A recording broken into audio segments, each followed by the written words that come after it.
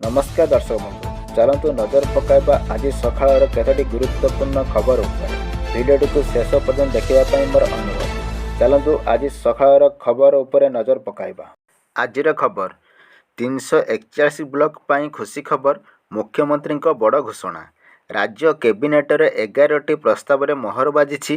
तृणमूल स्तर में क्रीड़ा भूमि विकास पाई 341 ब्लॉक रे ब्लॉक स्तरीय स्टाडियम निर्माण हेबो। क्रीड़ा और युव सेवा विभाग तरफरु जो पिलामाने भल प्रदर्शन करती से ब्लॉक हेडक्वार्टर किंबा 5 किलोमीटर भितर स्टाडियम तैयारी हेबो। 12 एकर रु 15 एकर सरकारी जमी किंबा आवश्यक पड़िले प्राइवेट जमी को सरकार नेबे।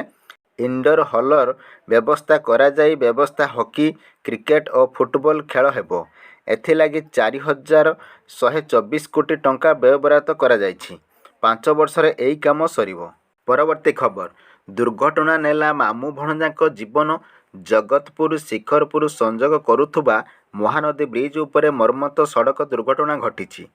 भाई भौणी और 5 वर्षर पुओ बाइक रे जाउथला बेले एक अजणा गाड़ी धक्का देई फेरार हो जाइथिला। दुर्घटना रे मामू भणजाक घटनास्थल रे मृत्यु होइथिला। भाई और 5 वर्षर पुओ हराई माँ पागाली प्रायत हो जाइछि। परवर्ती खबर महिला खाता को गला सुभद्रा टंका। सुभद्रा योजना रे शनिवार 8 लाख महिला को यही टंका दि जाइछि। जाजपुर रे आयोजित कार्यक्रम रे सुभद्रा प्रथम किस्तिर 4th पर्याय टंका प्रदान करा जाइछि। व्यासनगर चांदमा पड़िया रे आयोजित एक स्वतंत्र कार्यक्रम रे मुख्यमंत्री मोहन चरण माझी यही टंका प्रदान करिसंती। राज्य रे 98 लाख महिला सुभद्रा योजना रे लाभवान हेबे। एहा सह जेउ माने एनसीपीआई रे रहिजिबे सेमानकु मार्च 8 तारिख सुधा जोड़ी दिया जिवो बोली उपमुख्यमंत्री प्रभाती परिणा संबलपुर रे सूचना देइछंती। परवर्ती खबर 2 छात्री झुलंता मृतदेह उद्धार।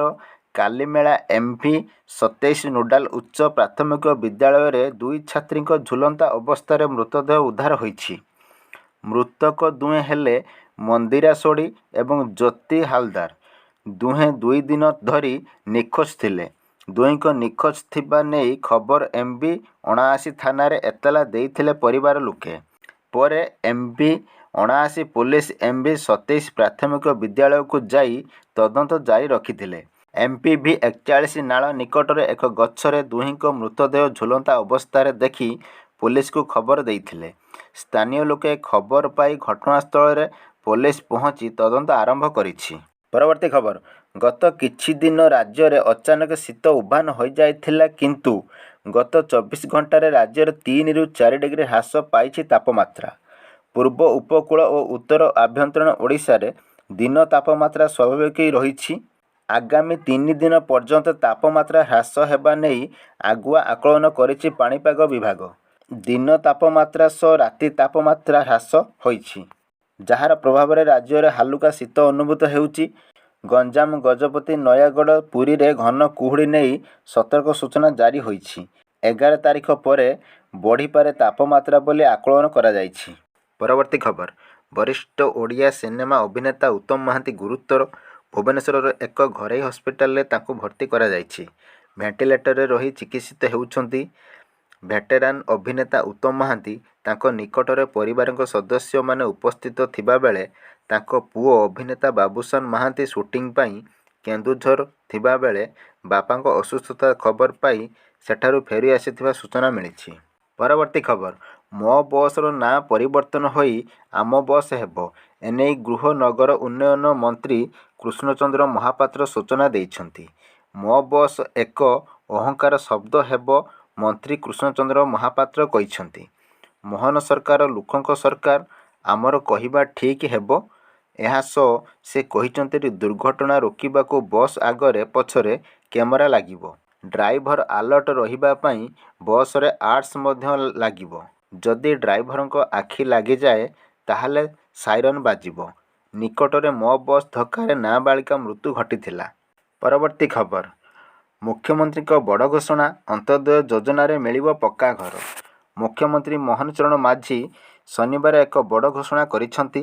ଏଣିକି ହିତାଧିକାରୀଙ୍କୁ ଅନ୍ତୋଦୟ ଯୋଜନାରେ ପକ୍କା ଘର ମିଳିବ।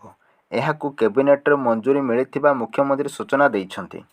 ଆବାସ ଯୋଜନାରୁ ବଞ୍ଚିତ ଲୋକଙ୍କୁ ଏହି ଯୋଜନାରେ ଘର ମିଳିବ। 3 ବର୍ଷରେ 2,25,000 ହିତାଧିକାରୀଙ୍କୁ ଘର ପାଇବେ। ଘର ପାଇଁ 1,20,000 ଟଙ୍କାର ଆର୍ଥିକ ସହାୟତା ମିଳିବ ବୋଲି ମୁଖ୍ୟମନ୍ତ୍ରୀ କହିଛନ୍ତି। ସେହିପରି ପିଏମ୍ ଆବାସ ଯୋଜନାରେ 4 ଏବଂ 6 ମାସରେ ଘର ନିର୍ମାଣ କାମ ସାରିଲେ ବୋନସ୍ ମିଳିବ। ପରବର୍ତ୍ତୀ ଖବର, ସରକାରୀ ଟେଲିକମ୍ କମ୍ପାନୀ ଭାରତ ସଞ୍ଚାର ନିଗମ ଲିମିଟେଡ୍ (BSNL) ଏବେ ପୁଣି ଚର୍ଚ୍ଚାରେ। କମ୍ପାନୀ ଏକ ନୂତନ ରିଚାର୍ଜ ପ୍ଲାନ୍ ଆରମ୍ଭ କରିଛି। ତେବେ ଏହି ରିଚାର୍ଜ ପ୍ଲାନ୍ରେ ଆପଣଙ୍କୁ ଇଣ୍ଟରନେଟ୍ ମିଳିବ ନାହିଁ। ଅର୍ଥାତ୍ ଏହି ପ୍ଲାନ୍ ରିଚାର୍ଜ କଲେ ଆପଣ ଇଣ୍ଟରନେଟ୍ ଚଲାଇ ପାରିବେ ନାହିଁ। 90 ଦିନର ବୈଧତା ସହିତ ଏହି ପ୍ରିପେଡ୍ ପ୍ଲାନ୍ ଉପଭୋକ୍ତାଙ୍କ ପାଇଁ ବେଶ୍ ଲାଭଦାୟକ ହେବ। ଖାସ୍ କରି ସେହି ଉପଭୋକ୍ତାଙ୍କ ପାଇଁ ଯେଉଁମାନେ ଅଧିକ ଡାଟା ଆବଶ୍ୟକ କରନ୍ତି ନାହିଁ କିନ୍ତୁ ଅଧିକ ଦିନର ବୈଧତା ଚାହାନ୍ତି।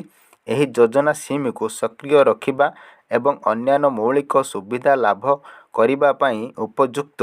BSNLର ଏହି 90 ଦିନର ପ୍ରିପେଡ୍ ଯୋଜନାର ମୂଲ୍ୟ 450ରୁ ମଧ୍ୟ କମ୍ ଅଟେ। BSNLର ଏହି ସ୍ୱତନ୍ତ୍ର 439 ଟଙ୍କିଆ ଶୁଳ୍କ ଭାଉଚରରେ କେବଳ 90 ଦିନ ପାଇଁ ଅସୀମିତ କଲିଂ, 300 ମାଗଣା ମେସେଜ ପାଇପାରିବେ। ପରବର୍ତ୍ତୀ ଖବର, ଦ୍ରୁତଗତି ମହାବିପତ୍ତି।